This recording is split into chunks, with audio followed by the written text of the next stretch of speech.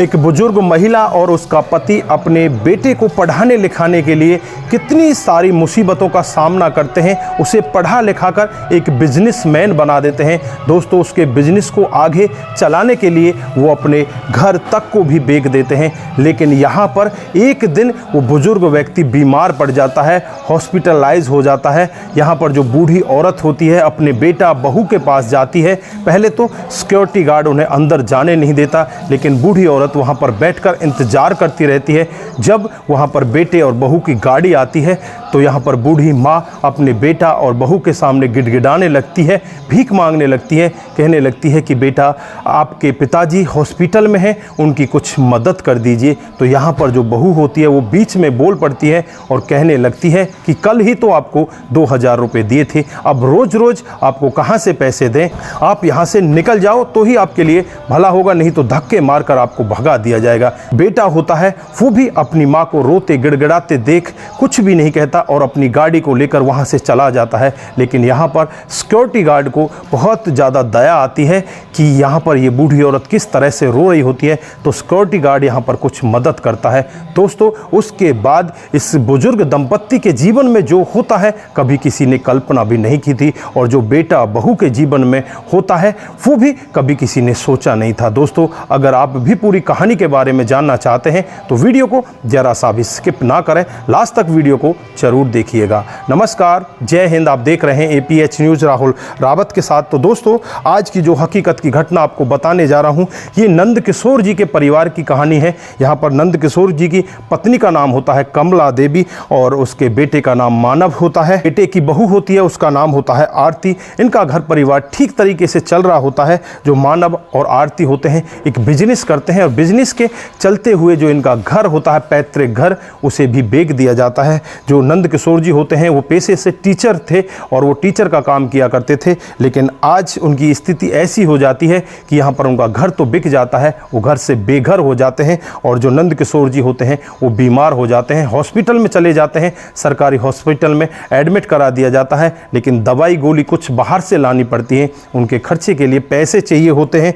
कमला देवी अपने बेटा और बहू के पास जाती है, जो उनका बहुत बड़ा बंगला होता है। वहाँ जाकर सिक्योरिटी गार्ड उन्हें अंदर नहीं जाने देता, उन्हें वहीं पर रोक देता है और कहने लगता है कि हमारा साहब तो बहुत बड़ा है, यहाँ पर आप उनके माता पिता हो ही नहीं सकते, उनकी माँ आप नहीं हो। या देर बाद यहाँ पर जो उनका बेटा होता है मानव, वो आ जाता है। मानव को देखकर माँ बहुत ज़्यादा खुश होती है कि मेरा बेटा आ गया, अब तो ये मेरी बात सुनेगा। वो कहने लगती है कि बेटा तेरे पापा बहुत ज़्यादा बीमार हैं, वो हॉस्पिटल में हैं, उनके लिए कुछ पैसे चाहिए, आप उन्हें जाकर देख भी आओ एक बार, उनका बहुत ज़्यादा मन है आपसे मिलने का। तो यहाँ पर बेटा कहता है कि मुझे तो एक मीटिंग में जाना है। तभी यहाँ पर उसकी पत्नी आ जाती है आरती, और बुढ़िया को देखकर वो बहुत ही ज़्यादा लाल पीली हो जाती है और कहने लगती है कि तू बुढ़िया फिर हमारे यहाँ आ गई, तुझे जरा सी भी शर्म नहीं आती। तो यहाँ पर जो बूढ़ी औरत होती है वो कहने लगती है कि बेटा मैं यहाँ पर तुम्हारे पिताजी के लिए आई हूँ, उनकी तबीयत बहुत ज़्यादा ख़राब है, आज उन्हें कुछ पैसों की ज़रूरत है क्योंकि उनकी दवाई लेकर आनी है। लेकिन यहाँ पर मानव और आरती उस बूढ़ी औरत को कहते हैं कि तुम यहाँ से चली जाओ, हमारे पास कोई मदद नहीं है। दोस्तों, फिर जब मानव अपनी गाड़ी को लेकर बाहर निकलने लगता है तो यहाँ पर जो उसकी माँ होती है कमला देवी, वो कहने लगती है कि बेटा आप उसी तरफ से जा रहे हो, रास्ते में हॉस्पिटल है, मुझे हॉस्पिटल में छोड़ देना, मैं तुम्हारे साथ बैठकर चली जाती हूँ। तो यहाँ पर जो बहू होती है आरती तुरंत ही बोल देती है कि तुम्हारी औकात कहाँ है गाड़ी में बैठने की, तुम तो ऑटो लेकर चले जाओ या रिक्शा से चली जाओ, तुम्हारी औकात में नहीं है गाड़ी में बैठना। दोस्तों, यहाँ पर बूढ़ी औरत बैठकर रोने लगती है, अपने पुराने दिनों को याद करने लगती है और कहने लगती है कि मैंने इस बेटे के लिए क्या क्या नहीं किया, आज ये बेटा बहू इस तरह से हो चुके हैं, अपने पिता की दवाई के लिए भी पैसे नहीं दे रहे, बैठकर रोने लगती है। तभी वहाँ पर सिक्योरिटी गार्ड समझ जाता है कि इस बूढ़ी औरत को पैसे की ज़रूरत है और यही इनकी माँ है। दोस्तों, यहाँ पर सिक्योरिटी गार्ड इतना दयालु होता है, खुद अपने जेब के अंदर हाथ डालकर देखता है और यहाँ पर इस बूढ़ी औरत को पूछने लगता है कि आपको कितने पैसों की ज़रूरत है। ये कहने लगती है कि मुझे लगभग 2000 रुपये की ज़रूरत है। तो सिक्योरिटी गार्ड अपने जेब में हाथ डालकर देखता है तो उसके पास 1500 रुपये होते हैं। 1500 रुपयों को वो बूढ़ी औरत को दे देता है और कहने लगता है कि माँ जी आप अपने पति का इलाज कराइए। वो बूढ़ी औरत उसे बहुत ज़्यादा आशीर्वाद देती है और कहने लगती है कि बेटा भगवान तेरा सदा भला करे, तू सदा सुखी रहे, तेरे बच्चे तेरे साथ में हमेशा खुश रहें। और वो बूढ़ी औरत उन पैसों को लेकर अपने पति के पास पहुंच जाती है। जो यहाँ पर नंद किशोर जी होते हैं वो भी इंतज़ार कर रहे थे कि तेरा बेटा तेरी बहू आएगा, तुझे देख रेख तेरे अच्छे से करेंगे, तुझे दवाई दिलाएंगे। लेकिन यहाँ पर ऐसा होता नहीं, वहाँ पर कोई भी नहीं आता। और जब यहाँ पर कमला देवी अपने बेटे और बहू की एक एक बात यहाँ पर नंद किशोर जी को बताती है तो नंद किशोर जी की आंखों में भी आंसू आ जाते हैं। वहीं दूसरे बेड पर एक व्यक्ति और लेटा होता है जिसका नाम पंकज होता है, जो कुछ दिन पहले यहाँ पर नंद किशोर जी ने ट्यूशन पढ़ाया था और उनके ट्यूशन की वजह से ही आज वो एक अच्छा बिजनेसमैन बन जाता है। वो सारी बात इनकी सुन लेता है, इनके पास आता है और इनसे कहने लगता है कि गुरुजी क्या आपने मुझे पहचाना? तो यहाँ पर नंद किशोर जी कहने लगते हैं कि नहीं नहीं भैया, मैंने तो आपको नहीं पहचाना। वो कहता है कि मैं पंकज हूँ, गुप्ता जी का लड़का जो आपके घर ट्यूशन पढ़ने आया करता था। तो यहाँ पर नंद किशोर जी कहते हैं हाँ हाँ बेटा, मुझे याद आ गया, आप मेरे पास ट्यूशन पढ़ने आया करते थे। तो यहाँ पर पंकज कहता है कि मैंने आपकी सारी बातें सुन ली हैं कि माँ जी आपको परेशान होने की ज़रूरत नहीं है, आप मेरे घर चलिए और 2 दिन के बाद यहाँ पर नंद किशोर जी ठीक हो जाएंगे, इन्हें मैं घर लेकर आ जाऊँगा, आप मेरे साथ मेरे घर चलिए। यहाँ पर नंद किशोर जी भी कहते हैं कि ठीक है कमला, तू इनके साथ घर चली जा। फिर यहाँ पर पंकज अपने घर ले जाता है और उस बूढ़ी औरत की अच्छे से सेवा करते हैं, उसकी पत्नी भी उसकी सेवा करती है और उसके माता पिता भी उसके साथ अच्छे से बर्ताव करते हैं। यहाँ पर जो कमला देवी होती है वो अपने पति को ठीक ठाक देखकर बहुत ज़्यादा खुश होती है। नंद किशोर जी और कमला को एक अलग कमरा दे दिया जाता है। लगभग 8-7 दिन ये यहाँ पर बड़े आराम से रहते हैं। उसके बाद नंद किशोर कहने लगते हैं कि अब हमें चलना चाहिए, आप लोगों ने बहुत हमारी सेवा की है, आपका बहुत बहुत धन्यवाद। यहाँ पर पंकज कहने लगता है कि गुरुजी अब आप कहाँ जाओगे? आपके पास ना तो कोई घर है, ना आपके पास कमाने का कोई जरिया है, आप जाओगे तो कहाँ जाओगे? आपकी उम्र भी लगभग 64 साल हो चुकी है, इस उम्र में आपको काम भी कौन देगा? तो यहाँ पर नंद किशोर जी कहने लगते हैं कि देखा जाएगा, जो भी होगा मैं अब यहाँ से जाकर कहीं काम देख लूँगा और उसे काम करने लगूँगा। तो यहाँ पर पंकज कहता है कि हमें भी एक व्यक्ति की ज़रूरत है, हमारी 2 बड़ी बड़ी दुकानें हैं, एक पर तो मैं बैठ जाता हूँ, दूसरे पर मेरे पिताजी बैठा करते हैं, लेकिन पिताजी से हिसाब किताब पूरी अच्छी तरह से नहीं हो पाता, वो भी बुजुर्ग हैं। क्या आप पिताजी के हिसाब किताब में हाथ बटाओगे? हम यहीं पर आपको आपका जो भी पैसा बनेगा वो आपको दे दिया करेंगे। दोस्तों यहाँ पर नंद किशोर जी भी और कमला जी आपस में एक दूसरे को देखते हैं और ये तैयार हो जाते हैं। नंद किशोर जी यहाँ पर गुप्ता जी के साथ बैठने लगते हैं और वो 1 साल तक उनके साथ कामकाज करते हैं। धीरे धीरे वो सारे काम के बारे में जानने लगते हैं, उनके पास कुछ थोड़ा सा पैसा भी हो जाता है। अब एक दिन नंद किशोर अपनी पत्नी कमला से कहने लगते हैं कि क्यों ना हम भी एक कपड़ों की दुकान खोल लें। तो यहाँ पर कमला देवी कहने लगती है कि क्यों बुढ़ापे में पागल हो रहा है, 65 साल तेरी उम्र हो गई, तू अब क्या बुढ़ापे में काम करेगा, कितने दिन बिजनेस करेगा? लेकिन यहाँ पर नंद किशोर कहता है कि तू टेंशन मत कर, जब तक जिएंगे तब तक काम करेंगे। फिर ये दोनों अपनी एक दुकान डाल लेते हैं। दोस्तों दुकान इनकी इतनी अच्छे से चलती है, दिन दूनी रात चौगनी तरक्की होने लगती है, अच्छे से इनका कामकाज चलने लगता है। कपड़े का ये बहुत अच्छा व्यापारी बन जाता है, बहुत अच्छी इनकी दुकान चलने लगती है और थोड़े दिन के बाद ही ये 100 गज का मकान ले लेते हैं।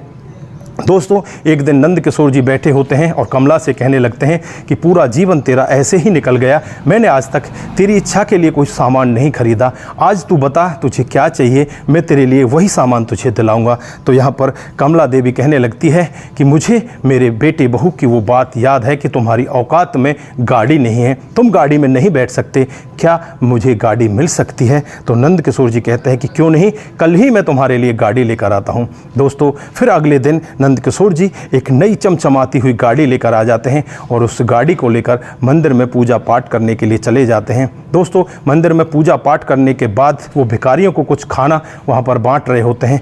तब वहाँ पर खाना बांटते बांटते लास्ट में सीढ़ियों के किनारे पर एक लड़का और उसके साथ में उसकी पत्नी बैठी होती है। वो कोई और नहीं होते, इसके बेटा बहू होते हैं, मानव और आरती।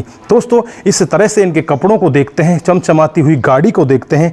गाड़ी को देखकर एकदम से वो भी बहुत ज़्यादा हैरान हो जाते हैं। आज मानव और आरती का जो बिजनेस होता है बिल्कुल ठप हो जाता है, वो बिल्कुल रोड पर आ जाते हैं, उनका घर भी गिरवी रख जाता है। जो आरती होती है वो अपने मायके में रहने लगती है, मानव भी दर बदर की ठोकरें खाने लगता है। बैंक का इतना ज़्यादा कर्जा हो जाता है अब तो वो बिल्कुल बैंक के सामने भी नहीं जा सकते। हर दिन बस वो छुप छुप कर बैंक से बचा करते हैं कि किस तरह से बैंक वालों से बचा जाए। दोस्तों, जब यहाँ पर मानव अपने माता पिता को इस हालत में देखता है तो अपने पिता के चरणों में जाकर गिर जाता है और रोते हुए कहने लगता है कि मुझे माफ़ कर दो, मुझसे बहुत बड़ी गलती हुई है। अब तो मुझे लग रहा है कि तुम्हारी हालत बहुत अच्छी है, हमारी कुछ मदद कर दीजिए। लेकिन यहाँ पर वो उसकी तरफ देखते भी नहीं, वहाँ से उठकर चलने लगते हैं और जाते जाते जो आरती होती है वो भी अपनी सास के चरणों में गिर जाती है और कहने लगती है कि सासू माँ मुझे माफ़ कर दो, हमसे बहुत बड़ी गलती हुई है, आज हमारा बिजनेस ठप हो चुका है, आज हमें आपकी मदद की ज़रूरत है, आप हमारी मदद कर दीजिए।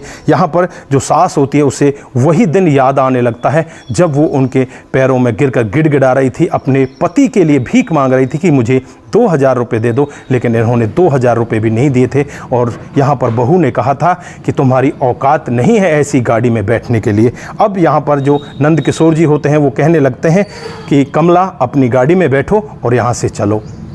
उसके बाद जो कमला देवी होती है अपनी गाड़ी में बैठ जाती है और नंद किशोर जी गाड़ी को लेकर वहाँ से रवाना हो जाते हैं। दोस्तों, थोड़ी ही देर बाद वहाँ पर जो सिक्योरिटी गार्ड होता है वो एक चमचमाती हुई बाइक को लेकर आ जाता है। उस चमचमाती हुई बाइक को देखकर मानव और आरती खुश होते हैं कि ये तो हमारा सिक्योरिटी गार्ड है, ये भी बाइक लेकर आ गया। वो बहुत ज़्यादा खुश होते हैं और यहाँ पर जो सिक्योरिटी गार्ड है उसका पूजा पाठ कराकर बाहर निकलता है तो मानव और आरती उसे देखते हैं और कहते हैं कि तुमने नई बाइक खरीदी है क्या? तो यहाँ पर वो कहता है कि नहीं नहीं, मैंने खरीदी नहीं है, मुझे आपके बूढ़े माता पिता ने गिफ्ट में दी है। दोस्तों, अब तो मानव और आरती का गुस्सा सातवें आसमान पर बढ़ जाता है कि सिक्योरिटी गार्ड को तो ये यहाँ पर बाइक दे रहे हैं लेकिन हमारे लिए मदद के लिए भी इनके पास कुछ नहीं है। दोस्तों, उसके बाद सिक्योरिटी गार्ड भी यहाँ से चला जाता है और मानव और आरती यहाँ पर इसी तरह से पछतावा करते रहते हैं। तो यहाँ पर ये बात हकीकत में दिखाई देती है कि जैसी करनी वैसी भरनी। यहाँ पर मानव और आरती ने अपने बूढ़े माता पिता के साथ बहुत ही गलत कदम उठाए थे, बहुत ही गलत काम किया था। जब उन्हें ज़रूरत थी, यहाँ पर बूढ़े माता पिता ने उनकी बिजनेस के लिए अपने घर परिवार सबको बेच दिया था, लेकिन जब माता पिता को यहाँ पर उनके पैसों की थोड़ी सी ज़रूरत थी तो यहाँ पर इस तरह से उन्हें थुतकार दिया था। लेकिन आज भगवान ने उनके साथ में ऐसा कर दिया, वो बूढ़े माता पिता फिर से खुशहाल हो गए, वो अच्छे से अपने जीवन को बिताने लगे और वो बेटा और बहू बिल्कुल रोड पर आ जाते हैं। यहाँ पर आप क्या कहना चाहते हैं? आपकी जो भी राय है एक बार कमेंट बॉक्स में ज़रूर दीजिएगा। दोस्तों, इस कहानी को सुनाने का उद्देश्य सिर्फ आप लोगों को जागरूक करना है कि जैसा आप बीज बोओगे फसल वैसी ही काटने को मिलेगी। अगर आप बबूल बोओगे तो आम आपके घर में नहीं उगेंगे। ये बात हमेशा ध्यान रखना और अपने माता पिता का हमेशा सम्मान करना।